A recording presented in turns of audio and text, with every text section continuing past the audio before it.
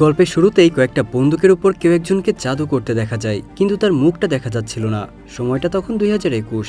Rail স্টেশনে আমরা মিত নামের একটা ছেলেকে দেখতে পাই। ফোনে সে কাউকে মেসেজ করছিল।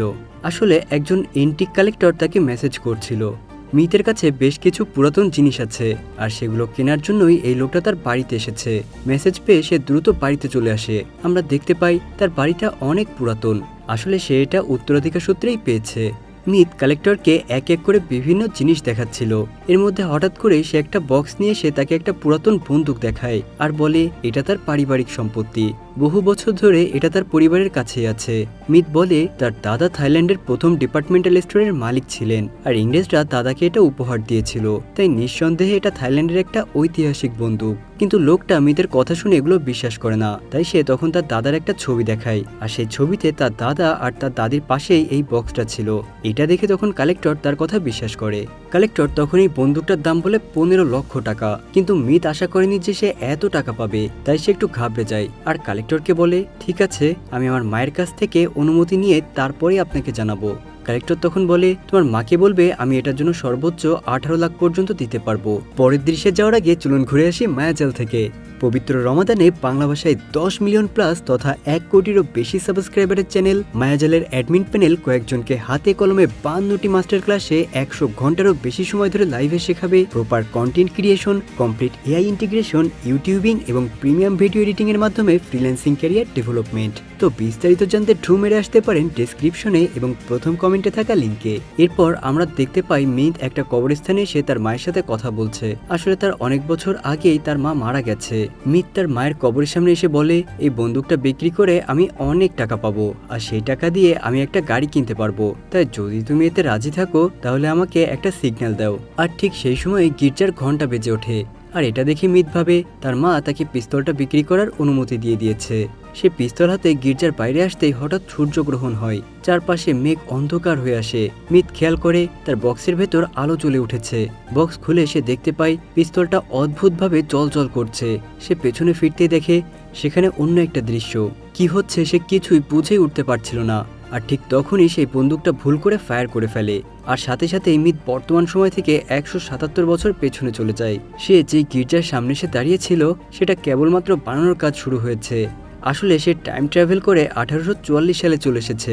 মিত ভাবে বন্দুকটা আবারও ফায়ার করলে হয়তো সে বর্তমানে ফিরে আসতে পারবে, কিন্তু বারবার চেষ্টা করার পরেও সে বর্তমানে ফিরে আসতে পারে না। তার সাথে কি হচ্ছে সে কিছুই বুঝে উঠতে পারছে না। ভয়তে সে সামনের দিকে দৌড়াতে থাকে। কিছু দূর এসে সে দেখতে পায় তার সামনে একটা বিশাল নদী। কিন্তু এখানে বর্তমান সময়ের মতো উন্নত জাহাজগুলো ছিল না। তার বদলে মানুষেরা সাধারণ বৈঠা দিয়েই নৌকা চালাচ্ছিল। এরপর সেই নদীর পাশে একটা গির্জা দেখানো হয়। এই গির্জার মধ্যে আমরা জাইসন নামের একটা মেয়েকে দেখতে পাই। সে গির্জার ভেতরে বসে নিউজ পেপার পড়ে ফাদারকে শোনাচ্ছিল। পেপারে লেখা ছিল ইংল্যান্ডের রাজা আপনাদের গ্রামে একটা যুদ্ধ জাহাজ পাঠাচ্ছে, আর জাহাজটা সামান্য কিছু টাকা দিয়ে তাদের রাজা কিনতে পারবে। জাইসন যখন এসব কিছু পড়ছিল তখন ফাদার খুব মন দিয়ে একটা বক্স খোলার চেষ্টা করছিল। বক্স খুলে তার ভেতরে ফাদার একটা ডায়েরি খুঁজে পায়, কিন্তু সেই ডায়েরির ভেতরে লেখাগুলো ফাদার কিছুতেই বুঝে উঠতে পারছিল না। তখন ফাদার জাইসনকে ডায়েরিটা পড়তে বলে, কারণ সে অনেক ভাষা পড়তে পারত। জাইসন ডায়েরিটা পড়তে শুরু করলে দেখে সেখানে লেখা ছিল আমার নাম কেসন, আমি একজন আর্কিওলজির স্টুডেন্ট, আর আমি টাইম ট্রাভেল করে 2018 সাল থেকে 1670 খ্রিস্টাব্দে চলে এসেছি। আর আমি যার বডিতে আছি তার নাম লেডি কারাগেট। সে বিবাহিত এবং অনেক সুন্দর।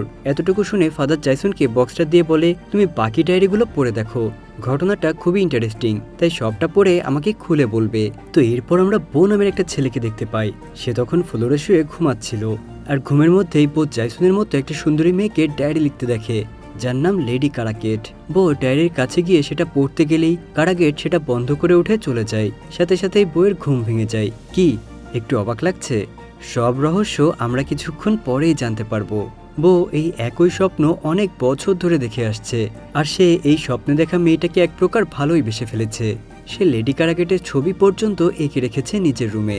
বো যখন আরও একটা ছবি আঁকছিল তখন তার মা তাকে রুমের বাইরে থেকে ডাক দেয়, আর আমরা তখন জানতে পারি বইয়ের বিয়ে বেশ আগে থেকেই ঠিক হয়ে আছে। এটা অনেক আগের সময়ের গল্প, তাই তখনকার রীতিমতে যদি বউ এই মেয়েকে বিয়ে না করে তাহলে সে অথবা ওই মেয়ের যে কোনো একজন মারা যাবে। তাই যে করেই হোক তাদের দুজনকে বিয়ে করতেই হবে। কিন্তু বউ তো মনে মনে লেডি কারাগেটকে পছন্দ করে, তাই সে তার সাথে বিয়ে হওয়া মেয়েটার সাথে দেখা করতে চায়নি। আর এটা নিয়ে তার মা কান্নাকাটি শুরু করে দেয়। মায়ের এমন কান্নাকাটি দেখে বাধ্য হয়ে বউ রাজি হয়ে যায়, আর সাথে সাথেই তার মা চোখের পানি মুছে হেসে দেয়।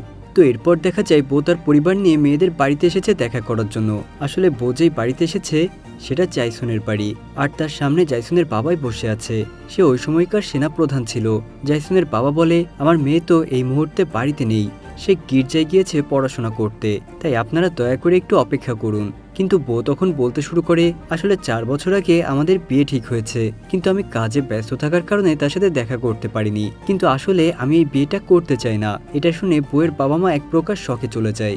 এরপর বউকে দেখা যায় এনগেজমেন্ট ভেঙে দিয়ে সে খুশিতে গ্রামের একটা মঞ্চনাটক দেখতে এসেছে। আর সেখানে জাইসন আর তার কেয়ারটেকার পিও ছিল। পি তো নাটক দেখে হাসতে হাসতে গড়াগড়ি খাচ্ছিল, কিন্তু জাইসনের কাছে নাটকটা একদমই মজার বলে মনে হয়নি, তাই তারা এটা নিয়েই কথা বলছিল। এমন সময় পেছন থেকে বউ বলে ওঠে, তোমরা চুপ করে থাকো, তোমাদের জন্য তো ঠিকমতো নাটকটাও দেখতে পারছি না। পেছন থেকে এমন কথা শুনে জাইসন পিকে বলে, তাকে বলে দাও সে যেন তার কানে হাত দিয়ে বসে থাকে। কিন্তু বউ কম যায় না, সে উল্টে বলে, তার থেকে ভালো হয় আপনি আপনার পাশের মেয়েটাকে বলুন মুখে হাত দিয়ে বসে থাকতে। জাইসন সেনাপ্রধানের মেয়ে থাকায় সে একটু অবাক হয়, তাকে এরকম কথা বলার স্পর্ধা কার হতে পারে। তাই সে রাগ হয়ে পেছনের দিকে ফিরে তাকায়, কিন্তু জাইসনকে দেখে বউ অবাক হয়ে যায়, কারণ সে গত 10 বছর ধরে যেই মেয়েটাকে স্বপ্নে দেখে আসছে সে তার সামনেই বসে রয়েছে। এরপর জাইসন পিকে নিয়ে সেখান থেকে উঠে চলে যেতে শুরু করে, কিন্তু বউ তাদের পেছন পেছনে সে তাদেরকে থামিয়ে জাইসনকে বলে, তোমার নাম কি, তোমার বাবার নাম কি? কিন্তু জাইসন তাকে কিছু একটা ভুলভাল নাম বলে দেয়। এটা শুনে বউ বুঝতে পারে সে মিথ্যা কথা বলছে, তাই বউ বলে, সমস্যা নেই, আমি যে করেই হোক খুঁজে বের করব। তখন পি এগিয়ে এসে বলে, কোনো লাভ নেই, তার বিয়ে ঠিক হয়ে গেছে, আর সেই শহরের সেনাপতির মেয়ে, তাই তাকে ডিস্টার্ব করার কথা ভুলেও চিন্তা করো না। বউ এটা শুনে বলে, তোমার নাম কি জাইসন? এটা শুনে তারা দুজনেই চমকে যায়। বউ তখন বলে, আমার নাম বউ, আর আমি তোমার ফিয়ন্সি। সকালে আমি তোমাদের বাড়িতে গিয়েছিলাম, কিন্তু আমি আসলে আমাদের বিয়েটা ভাঙার জন্য গিয়েছিলাম। কিন্তু তোমার বাবা এটা শুনে অনেক রাগ করে আমাকে বলেছিল, যদি বিয়ে ভাঙার কারণে তুমি মারা যাও তাহলে তার জন্য আমি দায়ী থাকবো। অবশেষে এটা নিয়ে তোমার আর আমার পরিবারের মধ্যে ঝগড়া হয়, আর আমাদের বিয়েটা ভেঙে যায়। বিয়ে ভেঙে গেছে এটা শুনে জাইসন বেশ খুশি হয়, আর সে বলে, আপনি একজন ইঞ্জিনিয়ার, বহু বছর ধরে আপনি অনেক কিছুই নির্মাণ করে আসছেন, কিন্তু তারপরেও উপরওয়ালা আপনার সহায় হলো না। এটা বলেই জাইসন সেখান থেকে চলে যায়। এমন একটা ধাক্কা খেয়ে বোরাতে তার চাচার কাছে আসে, যে কিনা কালো জাদু করত। সে তার চাচাকে বলে, আমাকে এমন কিছু একটা দিন যার মাধ্যমে আমি জাইসনকে ফিরে পাবো। তখন তার চাচা তার সামনে বেশ কিছু জাদুর জিনিস বের করে দেয়। এর মধ্যে বউ একটা বই তুলে নেয়, কিন্তু তার চাচা সেটা তার হাত থেকে কেড়ে নিয়ে বলে, এটা তোমার কাজের জিনিস না, এটা অনেক ভয়ানক একটা জাদু, এর মাধ্যমে যে কোনো খারাপ মানুষকে মেরে ফেলা যায়। তখন বউ বলে, আমি 4 বছর পেছনে ফিরে যেতে চাই, আর আমাদের বিয়ের প্রস্তাব আসার সাথে সাথে আমি জাইসনকে বিয়ে করে ফেলতে চাই, যাতে জীবনে এই ভুল আর কখনো না হয়। কিন্তু তার কথা শুনে তার চাচা বলে, তোমাকে 4 বছর পেছনে ফিরে যেতে হবে না, তুমি যদি তোমার হৃদয় দিয়ে চেষ্টা করো তাহলে এখনো তাকে ফিরে পেতে পারো। আর এরপর থেকেই শুরু হয় বউয়ের জাইসনকে পড়ানোর মিশন। পরদিন সকালে সে জাইসনের জন্য তার বাড়ির সামনে একটা নৌকায় অপেক্ষা করছিল। বউ জাইসন আর পিকে ফলো করে তাদের পিছু করতে থাকে, আর এটা দেখে জাইসন পিকে বলে, ওই লোকটাকে যে করেই হোক এখান থেকে তাড়াও। এটা শুনে পি বলে, আমার কাছে একটা বুদ্ধি আছে, আপনাকে লোকটার সামনে এমনভাবে অভিনয় করতে হবে যেন আপনি খুব খারাপ মহিলা, তাহলে দেখবেন সে একাই এখান থেকে চলে গেছে। জাইসন জিজ্ঞাসা করে, সেটা কিভাবে? পি তখন বলে, উনি আমাদের দিকে তাকালেই আপনি আমাকে জোরে চড় মারবেন। কিন্তু জাইসন এটাতে রাজি হয় না। সে বলে, তুমি আমার বন্ধুর মতো, আমি তোমাকে মারতে পারবো না। কিন্তু পি তার এই আইডিয়াতে অনেক বেশি কনফিডেন্ট, তাই সে বারবার জাইসনকে তাকে চড় দিতে বলে। আর কোনো উপায় না পেয়ে জাইসনও তাকে চড় মেরে বসে, কিন্তু দুর্ভাগ্যজনকভাবে বইটা দেখতে পায় না, কারণ সে তখন তার জুতা ঠিক করছিল। তাই পি তাকে আবারও চড় দিতে বলে, কিন্তু তাও বউ দেখতে পায় না। এভাবে বেশ কিছু চড় খাওয়ার পর পি বলে, আপনাকে বেশি জোরে চড় দিতে হবে যাতে সে বিষয়টা লক্ষ্য করে। এদিকে চড় খেয়ে পিয়ের অবস্থা নাজেহাল, কিন্তু তারপরেও বউ তাদের পিছু করা ছাড়ে না, আর তাদের পিছু করতে করতে সে চার্চে চলে আসে। জাইসন তখন বউকে বলে, আপনি যদি ভাগ্যে বিশ্বাস করেন তাহলে অপেক্ষা করুন, নিশ্চয়ই পরের জন্মে আমাকে পেয়ে যাবেন, কারণ এই জন্মে আমি আপনাকে বিয়ে করব না। এটা বলেই সে সেখান থেকে চলে যায়। পরদিন ইংল্যান্ড থেকে ছেড়ে আসা সেই জাহাজ তাদের বন্দরে চলে আসে, আর স্টিল দিয়ে তৈরি কোনো জাহাজ পানিতে ভাসছে এটা দেখে গ্রামের সব মানুষ সেখানে জড়ো হয়ে যায়। আর সবার সাথে জাইসন আর বউ ছিল। জাইসন জাহাজের খুব কাছাকাছি গিয়ে সেটা দেখার চেষ্টা করলে এক ব্রিটিশ অফিসারের ধাক্কায় সে প্রায় নদীতে পড়ে যাচ্ছিল। এটা দেখে বউ দৌড়ে আসে তাকে বাঁচানোর জন্য, কিন্তু সে বাঁচানোর আগেই অন্য একটা লোক জেসনকে বাঁচিয়ে নেয় আর বেচারা বউ নিজেই ব্যালেন্স হারিয়ে নদীতে পড়ে যায়। আর আমরা দেখতে পাই জেসনকে যে বাঁচিয়েছিল সে আসলে মিথ, আর বর্তমানে সে মিস্টার হান্টার নামের এক বড় বিজনেসম্যানের হয়ে কাজ করছে। জেসনকে বাঁচাতে গিয়ে মিথের হাত কেটে যায়, তাই তার হাত ব্যান্ডেজ করার জন্য জেসন তার কাপড় ছেঁড়ার চেষ্টা করে, কিন্তু সে কিছুতেই ছিঁড়তে পারছিল না। তখন পি এক টান দিয়েই সেটা ছিঁড়ে দেয়, আর এটা দেখে 2021 সালের মিথ বলে ওঠে, ড্যাম ফ্রিকিং কুল। মিথের মুখের শব্দগুলো শুনে জেসন একটু অবাক হয়, কারণ সেই শব্দগুলো ফাদারের দেওয়া সেই ডায়েরিতে পড়েছিল। অন্যদিকে পানি থেকে উঠে বউ দেখতে পাই জেসন মিথের হাতে ব্যান্ডেজ করে দিচ্ছে। এটা দেখে তার ভেতর থেকে জ্বলে যায়। মিথ তখন খেয়াল করে তার সেই অদ্ভুত পিস্তলটা মাটিতে পড়ে আছে। মিথ পিস্তলটা উঠাতে গেলে তখন বউ সেটা উঠিয়ে তার দিকে তাক করে আর বলে, তুমি কে, আর এখানে বন্দুক নিয়ে এসেছো কেন? তখন মিথ বলে, আমি মিস্টার হান্টারের কোম্পানিতে কাজ করি, আর তিনি খুশি হয়েই আমাকে এই বন্দুকটা উপহার দিয়েছেন। কিন্তু বউ কিছুতেই তার কথা বিশ্বাস করছিল না। তখন মিথ ইংরেজিতে কথা বলতে শুরু করে, আর এই সময়ে পুরো রাজ্যে শুধু জেসন একাই ইংরেজিতে কথা বলতে পারত। তাই বউ জেসনকে জিজ্ঞাসা করে, সে যা বলছে সেটা কি সঠিক? জেসন বলে হ্যাঁ, কিন্তু তাও বউ কিছুতেই মানতে রাজি হয় না। আর মিথকে সার্চ করে বউ তার পকেটে একটা সানগ্লাস আর একটা মোবাইল পায়। যেহেতু সেই সময়ে কেউ কখনো মোবাইল দেখেনি, এজন্য বউ মনে করে এটা হয়তো কোনো অস্ত্র। কিন্তু মিথের মুখে মোবাইলের কথা শুনে জেসন আবারও অবাক হয়ে যায়, কারণ সে ওই ডায়েরিতে এই শব্দটাও পেয়েছিল, এমনকি সেখানে একটা ছবিও আঁকা ছিল। বউ তখন বলে, আমি তোমার বিষয়টা নিয়ে মিস্টার হান্টারের সাথে কথা বলবো, কিন্তু ততক্ষণ পর্যন্ত তোমার এই বন্দুক আর মোবাইল ফোন আমার কাছে থাকবে। কিন্তু মিথ তার এই বন্দুকটা রেখে কিছুতেই যেতে চায় না, কিন্তু বউ সেখানে থাকা গার্ডদেরকে দিয়ে তাকে জোর করে পাঠিয়ে দেয়। গার্ডরা মিথকে নিয়ে যাওয়ার সময় জেসন ইংরেজিতে তাকে বলে, কালকে চার্চের সামনে এসো, আমি তোমার বন্দুকটা নিয়ে আসবো। তো পরদিন বন্দুকটা নেওয়ার জন্য জেসন আর পি বউয়ের বাড়িতে চলে আসে, আর তার মাকে কিছু উপহার দিয়ে বলে, আমার মা এগুলো আপনার জন্য পাঠিয়েছে। এটা বলেই সে তাকে একটা স্পেশাল আঙুরের জুস খেতে দেয়, কিন্তু আসলে এটা ছিল একটা মদ। তাই জুস খেয়ে বউয়ের মায়ের মাতলামো শুরু হয়ে যায়। আর এই সুযোগে জেসন বউয়ের ঘরে ঢুকে বন্দুকটা খুঁজতে শুরু করে, কিন্তু বউয়ের ড্রয়ার খুলতেই সেখানে নিজের ছবি দেখতে পায়। অন্যদিকে তখন বাইরে পি আর বউয়ের মা দুজনেই মাতাল হয়ে পাগলামি করছিল। এমন সময় বউ বাড়িতে আসলে সে পিকে দেখে জিজ্ঞাসা করে, তোমার মালিক কোথায়? তখন সবাই বউকে তার রুমের দিকে ইশারা করে। এদিকে জেসন বালিশের নিচে একটা বন্দুক খুঁজে পায়, আর বউ রুমে ঢুকতে সেটা তার দিকে তাক করে, কিন্তু বউ বলে, তুমি যেটা খুঁজছো এটা সেটা না, এটা আমার বন্দুক। আর জেসন তখন বন্দুকে থাকা নামটা দেখে বুঝতে পারে এটা আসলে এই বউয়ের। তখন সে বলে, মিথের বন্দুকটা তাকে ফিরিয়ে দিতে হবে। এরপর দৃশ্য পাল্টালে আমরা দেখতে পাই চার্চের মধ্যে জেসন, বউ আর মিথ কথা বলছে। জেসন মিথের সামনে সেই ডায়েরিগুলো এনে তাকে বলে, 2018 সাল থেকে টাইম ট্রাভেল করে আমাদের এখানে একজন এসেছিল, আর সে এই ডায়েরিতে ভবিষ্যৎ সম্পর্কে অনেকগুলো তথ্য লিখেছে, যেগুলোর সাথে তোমার অনেক মিল পাওয়া যায়। তাই সত্যি করে বলো তুমি কে? মিথ তখন বলতে শুরু করে, আমি নিজেও টাইম ট্রাভেল করেই এখানে এসেছি, কিন্তু আমি এসেছি 2021 সাল থেকে। আর এখানে আসার পর আমার ইংরেজি শুনে সবাই আমাকে মিস্টার হান্টারের কাছে দেখা করতে বলে, আর তখন থেকে গত 3 বছর ধরে আমি তার কোম্পানিতেই চাকরি করছি।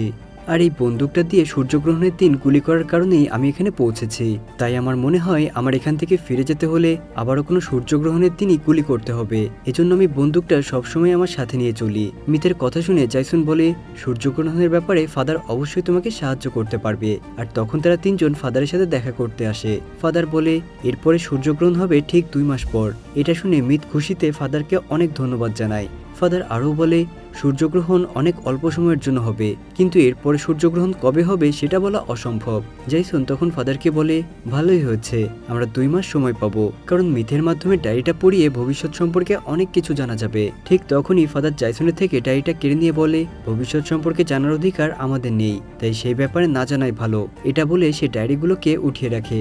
এরপর আমরা দেখতে পাই রাজার সেক্রেটারির সাথে জেসনের বাবা আর বউ দেখা করতে এসেছে। জেসনের বাবা সেক্রেটারিকে বলে, আপনি রাজাকে বোঝান এই জাহাজটা কেনার জন্য, কারণ এটা আমাদের জন্য অনেক গুরুত্বপূর্ণ হতে পারে। সেক্রেটারি বাকি লোকদেরকে নিয়ে রাজার কাছে যায় জাহাজ কেনার প্রস্তাব নিয়ে, কিন্তু রাজা বলে এটা অসম্ভব। স্টিলের তৈরি জাহাজ পানিতে কখনোই ভাসতে পারে না। তার কথা শুনে মিস্টার হান্টার অনেক রেগে যায়, আর সে বলে, ঠিক আছে, আমি জাহাজটা ফিরিয়ে নিয়ে যাচ্ছি।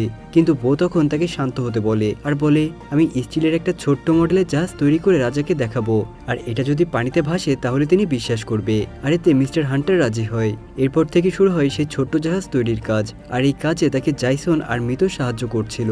কিন্তু মিথ আর জেসনকে একসাথে দেখলেই বউয়ের হিংসে হতো, আর এটা মিথ বুঝতে পারে। তাই সে একদিন বউকে বলে, তুমি চিন্তা করো না, আমি 2 মাস পরেই আমার নিজের সময় ফিরে যাব। এটা বলে সে বউকে তার সানগ্লাসটা উপহার দেয়, আর বলে, সবসময় এই স্টাইলের সাথে থাকবে। এরপর থেকে মিত বউকে বিভিন্ন টিপস দিতে শুরু করে কিভাবে সে জাইসনকে পটাতে পারে, কিন্তু এমন অনেক আইডিয়া চেষ্টা করার পরেও কোনো কিছুই কাজ হচ্ছিল না। আসলে বউ সব আইডিয়াগুলো কাজে লাগাতে গিয়ে গোলমাল করে ফেলছিল।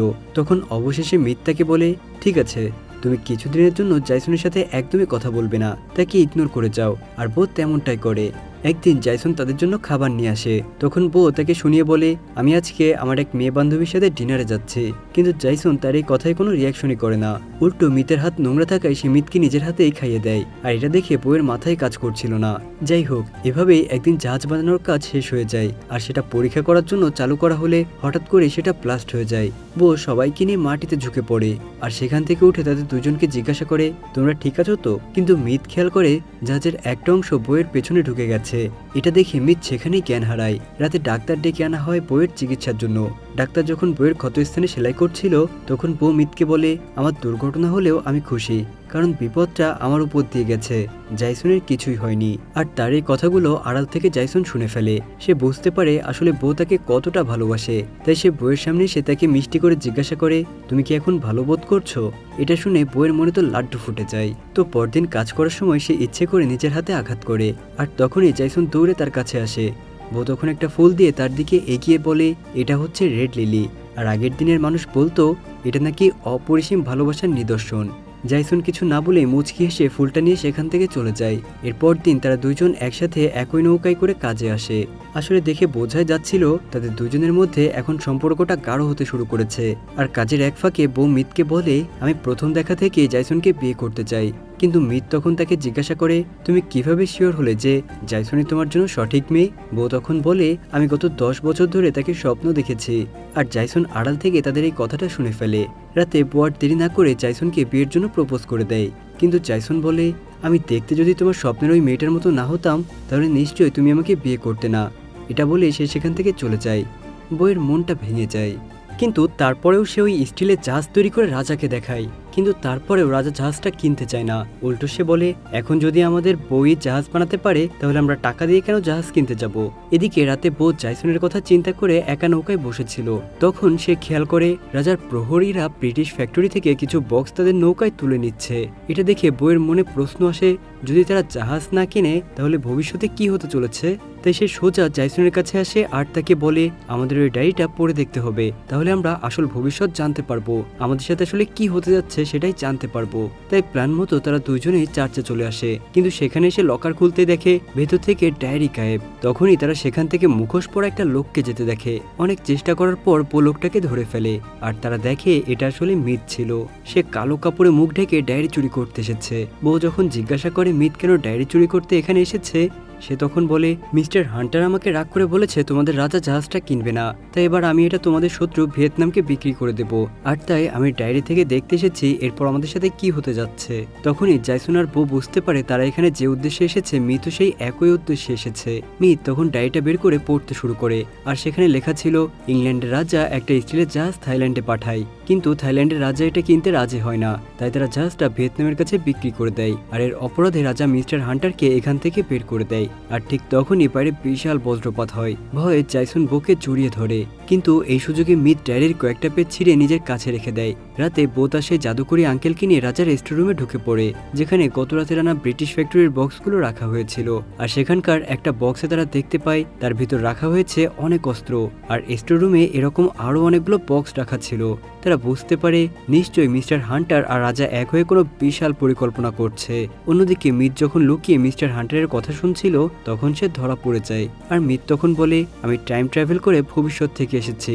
এটা বলে সে তার কাছে থাকা পিস্তলটা দেখায়। আর সে মিস্টার হান্টারকে বলে, যদি আপনি রাজার পাতা ফাঁদে পা দেন তাহলে আপনাকে এই গ্রাম থেকে বের করে দেওয়া হবে। কিন্তু মিস্টার হান্টার বলে, রাজা আমাকে কথা দিয়েছে যদি তার কথা মতো কাজ করি তাহলে সে আমাকে তার রাজ্যের বাণিজ্য মন্ত্রী বানাবে। আর এটা বলে মিস্টার হান্টার মিতকে সেখানে আটকে রেখে চলে যায়। পরদিন বউ এসে মিতকে সেখান থেকে উদ্ধার করে। মিত তখন বলে, ডায়েরির বেশ কিছু পৃষ্ঠা আমি ছিঁড়ে রেখেছি। আর ওই পৃষ্ঠাগুলোতে লেখা ছিল, মিস্টার হান্টার জাহাজটা ভিয়েতনামের কাছে বিক্রি করে দেওয়ার পর ভিয়েতনাম সবার আগে আমাদের গ্রামটাকে আক্রমণ করবে। এরপর ধীরে ধীরে তারা পুরো থাইল্যান্ড আইল্যান্ডকে আক্রমণ করে নেবে আর তারা ওই জাহাজের মাধ্যমে ভারী অস্ত্র দিয়ে আমাদের উপর আক্রমণ করবে আর এই সবকিছু আজকেই ঘটবে। এটা শুনে বউ দৌড়ে জাহাজ ঘাটে চলে আসে আর সেখানেই সে দেখতে পাই সত্যি সত্যি জাহাজে কামান আর গোলাবারুদ উঠানো হচ্ছে। অন্যদিকে জাইসন আসে মিতের সাথে দেখা করতে, কারণ আজকের দিনটাই ছিল সেই সূর্যগ্রহণ। তার মানে আজকেই মিত এখান থেকে ফিরে যাবে। তাই যাওয়ার আগে জাইসন মিতকে কিছু উপহার দিতে চাচ্ছিল। মিত জাইসনকে বলে আজকের দিনেই আমাদের গ্রামে যুদ্ধ হতে যাচ্ছে। এরপর সে সবকিছুই জাইসনকে খুলে বলে। সবটা শুনে জাইসন বলে আমার বাবা রাজার সাথে পাশের গ্রামে গেছে আর তাদেরকে দ্রুত এই ব্যাপারে জানাতে হবে। এটা বলে সেখান থেকে দৌড়ে চলে যায় আর পি তখন মিতের হাতে একটা ছবি দেয়। তারা চলে গেলে মিত সেটা খুলে দেখে সেখানে তাদের তিনজনের একটা ছবি আঁকা রয়েছে আর লেখা ছিল ভবিষ্যৎ পৃথিবীর জন্য শুভকামনা থাকলো, ইতি তোমার বন্ধু জাইসন। অন্যদিকে তখন বোধ জাহাজঘাটে লুকিয়ে যা কিছু হচ্ছিল তার উপর নজর রাখছিল আর তখনই সেখানে একজন প্রহরী এসে তার উপর মূত্র বিসর্জন করে দেয়। বউ তাকে মেরে তার ইউনিফর্ম কেড়ে নেয়। ততক্ষণে জাইসনও ঘাটে চলে এসেছে। সে মিস্টার হান্টারকে বলে তোমাদের পরিকল্পনা আমরা জেনে গেছি, তাই এইসব কিছু এখনই বন্ধ করো। মিস্টার হান্টার তখন বলে জাহাজে গোলাবারুদ উঠানোর কারণ হলো ক্যাপ্টেনের আজকে জন্মদিন, তাই তারা মাঝ নদীতে গিয়ে কামানের মাধ্যমে জন্মদিন পালন করবে। আর ঠিক তখনই মিত সেখানে এসে মিস্টার হান্টারকে বস্তায় করে নিয়ে পালিয়ে যাওয়ার চেষ্টা করে, কিন্তু তার প্রহরীদের কাছে ধরা পড়ে যায়। এর পরের দৃশ্যে দেখা যায় জাহাজে মিত আর জাইসনকে বেঁধে রাখা হয়েছে। অন্যদিকে বউ তখন জাহাজের বাকি ক্রুদের সাথে মিশে লুকিয়েছিল। মাঝ নদীতে আসার পর হান্টার বলে হ্যাঁ এখানে তোমরা ক্যাপ্টেনের জন্মদিন পালন করতে পারো, কিন্তু তখন রাজার প্রহরীদের নির্দেশে গোলাবারুদগুলো গ্রামের দিকে তাক করা হয়। এটা দেখে মিস্টার হান্টার জিজ্ঞাসা করে কামান তো আকাশের দিকে চালানোর কথা ছিল, তোমরা এগুলো গ্রামের দিকে কেন তাক করছো? কিন্তু তখন সেনাপতি আর তার প্রহরীরা মিস্টার হান্টার আর তার লোকদেরকে আটক করে ফেলে। অন্যদিকে আমরা দেখতে পাই রাজার সেক্রেটারি ভিয়েতনামের মন্ত্রীর সাথে বসে ড্রিঙ্কস করছে। তার মানে সেই সব কিছুর জন্য দায়ী। সে চুপি চুপি ভিয়েতনামের সাথে হাত মিলিয়েছে আর জাহাজটাকে না কেনার জন্য সে রাজাকে কুমন্ত্রণা দিয়েছিল। অন্যদিকে যখন গ্রামের দিকে কামান তাক করে গোলা ছোড়া হবে ঠিক তখনই বয়সে কামানের মুখ আকাশের দিকে তাক করে দেয় আর ওপর থেকে গোলাটা জাহাজের পাশেই পড়ে ব্লাস্ট হয় আর তাদের জাহাজ প্রচণ্ডভাবে তুলতে শুরু করে। আর এরপরে ভিয়েতনামের ছদ্মবেশী সৈনিকেরা কি করবে কিছুক্ষণ বুঝে উঠতে পারছিল না। আর এই সুযোগে বোধ জাইসন আর মিথের বাঁধন খুলে দেয় আর ঠিক তখনই ভিয়েতনামের সেনাপতি বোয়ার মিথকে মেরে আহত করে। সেনাপতি আবারও গ্রামের দিকে তাক করে কামান চালাতে যাচ্ছিল আর ঠিক তখনই মিথ তার মোবাইল ছুড়ে মেরে তার মার্শালটা পানিতে ফেলে দেয়। এতে রেগে গিয়ে সে মিথকে গুলি করতে যাচ্ছিল আর ঠিক তখনই সূর্যগ্রহণ শুরু হয় আর মিথের বন্দুকটা আবারও জলজল করতে থাকে। সাথে সাথে জাইসন সেখানে এসে মিথের বন্দুকটা নিয়ে সেনাপতিকে গুলি করতে যাচ্ছিল, কিন্তু মিথ বারবার তাকে নিষেধ করছিল গুলি না চালাতে, কারণ সে গুলি করলে টাইম ট্রাভেল করে অন্য সময় চলে যাবে। আর ঠিক তখনই বউ তার পিছনে এসে বলে আমিও তোমার সাথে যাব। এটা বলে সে গুলি চালিয়ে দেয়। সাথে সাথে সেনাপতির গায়ে গুলি লাগে আর পিস্তলের বিপরীতমুখী ধাক্কার কারণে তারা দুজনেই গিয়ে পানিতে পড়ে। জাইসন দেখে সে প্রায় 100 বছর পেছনে চলে এসেছে, অর্থাৎ 1670 খ্রিস্টাব্দে। আর এখানেই তার নাম লেডি কারাগেট। সে টেবিলের উপর তার সেই স্পেশাল ডায়েরিটা দেখতে পায়। আমরা বুঝতে পারি ও এতদিন স্বপ্নে যেই মেয়েটাকে দেখতো সে আসলেই লেডি কারাগেট। আর প্রায় 100 বছর পর তার আবারও পুনর্জন্ম হয়, যার নাম জাইসন। চার্চের ফাদার যে ডায়েরিগুলো পেয়েছিল সেটা আসলে লিখেছিল এই লেডি কারাগেট। তার মানে জাইসন নিজেই এই গল্পটা লিখেছিল। এরপর আবার আমরা বর্তমানে চলে আসি। মিথ দেখতে পাই জাইসনকে পানি থেকে ওঠানোর পরেও সে শ্বাস নিচ্ছে না, তাই তাকে মুখ দিয়ে শ্বাস দিতে গেলে বউ তাকে সরিয়ে দিয়ে নিজেই তার মুখে শ্বাস দেয়। আর একটু পর জাইসনের জ্ঞান ফিরে আসলে সে কাঁদতে থাকে, কারণ সে মাত্র অল্প সময়ের জন্য তার আগের জন্ম থেকে ঘুরে এসেছে। অন্যদিকে রাজার কাছে তখন তার সেক্রেটারি আর ভিয়েতনামের মন্ত্রী ধরা পড়ে যায়। অন্যদিকে তখন বইয়ের সেই জাদুকরী আঙ্কেল সেই স্পেশাল বইটা নিয়ে জাদু করছিল আর সে তাদের গ্রামের আসল অপরাধীকে তার জাদুর মাধ্যমে মেরে ফেলার চেষ্টা করছিল। তখন আমরা দেখতে পাই রাজার সেক্রেটারি হার্ট অ্যাটাক করে মারা যায়। সবশেষে বউ মিতের কাছে এসে ক্ষমা চায় আর বলে আমরা তোমার পিস্তলটা পানিতে হারিয়ে ফেলেছি, এবার হয়তো তুমি আর কখনো তোমার নিজের সময় ফিরে যেতে পারবে না। মিত এটা শুনে বলে পিস্তলটা আমার থেকে বেশি তোমাদের প্রয়োজন ছিল, আর তাই হয়তো উপরওয়ালা আমাকে পিস্তলটা দিয়ে তোমাদের জন্যই পাঠিয়েছিল। এরপর চার্চের ফাদার জাইসনকে ডায়েরিগুলো দিয়ে বলে আমি জানি এগুলো তোমরা গোপনে পড়েছো, আর আমি এটাও জেনেছি যে এই ডায়েরিগুলো আসলে তোমারই। কিন্তু জাইসন তখন ডায়েরিগুলো ফেরত না নিয়ে বলে এগুলো আমার আর প্রয়োজন নেই, এখন আমি বর্তমান সময় নিয়েই লিখতে চাই। এরপর মিস্টার হান্টারকে তাদের এই গ্রাম থেকে বের করে দেওয়া হয়। সে মিতের জন্য উপহার হিসেবে একটা টুপি আর একটা বন্দুক রেখে যায়। মিত টুপিটা পরে নেয়। সে বাইরে আসতেই একজন কেয়ারটেকার তার সামনে একটা বক্স নিয়ে আসে। বক্সটা খুলতে মিত বুঝতে পারে আসলে এটা সেই বক্সটা যেটাতে তার দাদা বন্দুকটা রাখতো। আর তখন সে বুঝতে পারে আসলে পুরো ঘটনাটা আরও বেশি জটিল। সে নিজেই আসলে তার দাদা, আর এটা তার প্রথম জন্ম। আর তার সামনে দাঁড়িয়ে থাকা কেয়ারটেকার মেয়েটা আসলে তার ভবিষ্যৎ স্ত্রী। এরপর আমরা দেখতে পাই জেসন ঘুম থেকে উঠে জানালার পাশে আসলে দেখতে পাই বউ চলে যাচ্ছে। আর এটা দেখে সে দৌড়ে তার বাবা মার কাছে আসলে জানতে পারে বউ আবার এসেছিল তাকে বিয়ে করার প্রস্তাব নিয়ে, কিন্তু তার বাবা মা এবার তাকে অপমান করে তাড়িয়ে দিয়েছে। আর এটা শুনে জেসন দৌড়ে তাদের বাড়ির ঘাটে আসে, কিন্তু সেখানে সে আর বউকে দেখতে পায় না। এমন সময় সে খেয়াল করে দুজন মহিলা নৌকা নিয়ে আসছে আর তাদের কাছে সাহায্য চাই। সে তাদের নৌকা নিয়ে বইয়ের পিছু করতে থাকে। জেসন বইয়ের সামনে এসে বলে, আমি তোমার সাথে আগের জন্মে লেডি কারাগেট হয়েছিলাম আর এই জন্মে থাকতে চাই জেসন হয়ে।